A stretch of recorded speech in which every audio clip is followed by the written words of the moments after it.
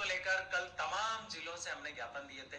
उसका रेस्पॉन्स जो है आप लोगों ने देखा, और आज भी कई साथी ऐसे हैं जिन्होंने मुझे कॉल किया कि सर हम कल ज्ञापन नहीं दे पाए, कल हमारे कलेक्टर साहब अवेलेबल नहीं थे, इसलिए आज हमने ज्ञापन दिया है।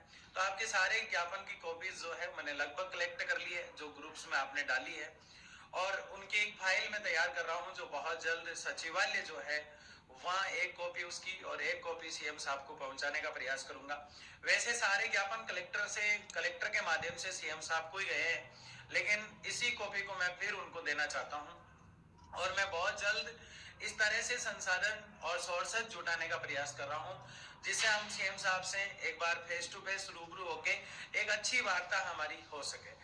जैसे कि हमने पिछले डेज में, यानी कि कल हमने जो प्रयास किया था गनेहड़ा पुष्कर में सीएम साहब से मिलने का, वो कोई सकारात्मक और अच्छी तरह से बातचीत नहीं हो पाई, क्योंकि भीड़ भड़ाके में ना हम उनको समझा पाए और ना वो उस मुद्दे को समझ पाते हैं। उस समय जो भीड़ में ज्ञापन दिए जाते हैं उनका कोई इतना औचित्य नहीं निकलता है।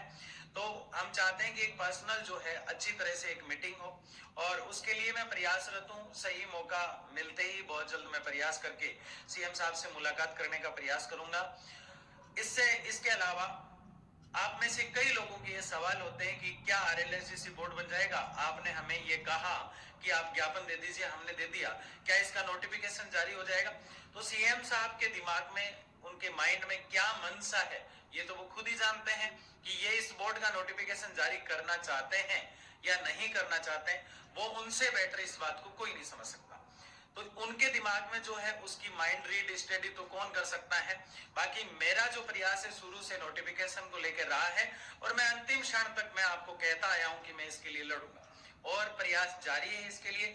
तमाम युवा साथी जो है वो मजबूती के साथ मेरे साथ खड़े हैं, और इस लड़ाई को, इस जंग को, चाहे किसी भी हद तक हमें लड़ना पड़े, हम जरूर लड़ेंगे।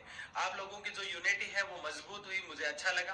कल प्रत्येक जिले से आपने ज्ञापन दिया, उसके लिए सबका तहे दिल से आभार। और आज भी जिन साथियों से ज्ञापन की सूचना मिल रही है उनका भी तहे दिल से शुक्रिया। तमाम साथी मेरे साथ कल गनेहड़ा भी चले थे सीएम साहब से मिलने के लिए, उनका भी तहे दिल से शुक्रिया।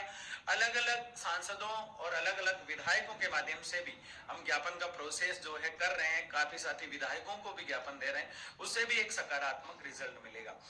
अब वो समय नहीं है कि हम अचानक से फूल खिला दें, हमें इसके लिए प्रयास जारी रखने पड़ेंगे। इतना आसान नहीं है ये काम, बहुत मुश्किलों का सामना हमें अभी करना पड़ेगा।